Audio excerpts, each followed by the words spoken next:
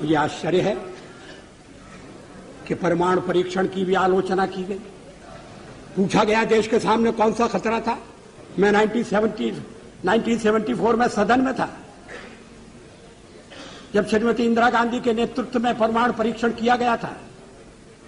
हमने उसका स्वागत किया था, प्रतिपक्ष में थे फिर भी स्वागत किया था, क्योंकि देश की रक्षा के लिए वो किया गया था। उस समय कौन सा खतरा था? क्या आत्मरक्षा की तैयारी तभी होगी जब खतरा होगा? अगर तैयारी पहले से हो तो जो खतरा अगर आने वाला है तो खतरा भी दूर हो जाएगा, खतरा अमल में नहीं आएगा।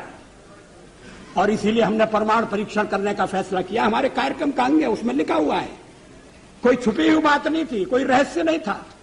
अध्यक्ष महोदय, परमाणु परीक्षण के बारे में श्री चंद्रशेखर जी ने कुछ विचार व्यक्त किए। मुझे खेद है कि मैं उनके विचारों से सहमत नहीं हो सकता। उनके चिंतन की एक विशिष्ट धारा है, लेकिन 50 साल का हमारा अनुभव क्या बताता है? क्या रक्षा के मामले में हमें आत्मनिर्भर नहीं होना चाहिए? केवल एक पड़ोसी नहीं, हमारे अनेक पड़ोसी हैं। इस समय यूरोप में क्या हो रहा है वो एक चेतावनी है। पोखरण 2 कोई आत्मश्लाघा के लिए नहीं था, कोई पुरुषार्थ के प्रकटीकरण के लिए नहीं था, लेकिन हमारी नीति है, और मैं समझता हूं ये देश की नीति रही है कि मिनिमम डिटरेंट होना चाहिए, वो क्रेडिबल भी होना चाहिए। इसलिए परीक्षण का फैसला किया गया। उसके कारण कुछ कठिनाइयां आएंगी, हमें मालूम था, लेकिन देश उन कठिनाइयों का सफलतापूर्वक सामना करेगा, यह भी हमको विश्वास था, और ऐसा ही हुआ। आर्थिक प्रतिबंध हमें आगे बढ़ने से नहीं रोक सके, रक्षा संबंधी फैसले करने से हमें विरत नहीं कर सके, लेकिन परीक्षण के साथ हमने यह भी ऐलान किया कि हम परमाणु हथियारों का प्रयोग करने में पहल नहीं करेंगे। No first use. हमने यह भी कहा कि जिनके पास परमाणु शस्त्र नहीं है, हम उनके विरुद्ध उनका उपयोग नहीं करेंगे। हमने परीक्षण बंद करने का भी ऐलान किया।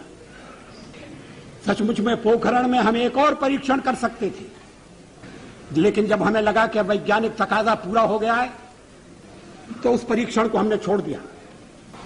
एटमी हथियार रक्षा के लिए भी हो सकते हैं, युद्ध टालने के लिए उनका प्रयोग हुआ है।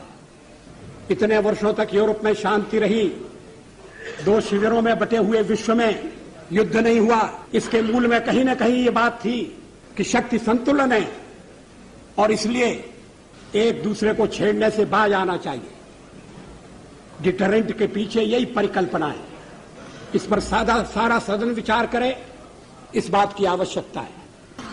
आलोचना तो अग्नि 2 की भी हुई है, और उस दिन बड़ा विचित्र दृश्य उपस्थित हुआ जब सवेरे हमने अखबारों में पढ़ा कि हमारे एक पुराने मित्र ने, हमारी एक पुरानी मित्र ने हमारे ऊपर दोषारोपण किया कि हम दबाव में आ गए हैं, इसलिए अग्नि 2 का परीक्षण रोक दिया गया है।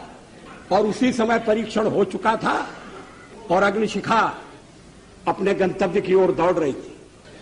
अगर उस दिन हम परीक्षण न करते तो वो उनका वक्तव्य भ्रम पैदा कर सकता था, विदेशों में भी भ्रांति उत्पन्न कर सकता था।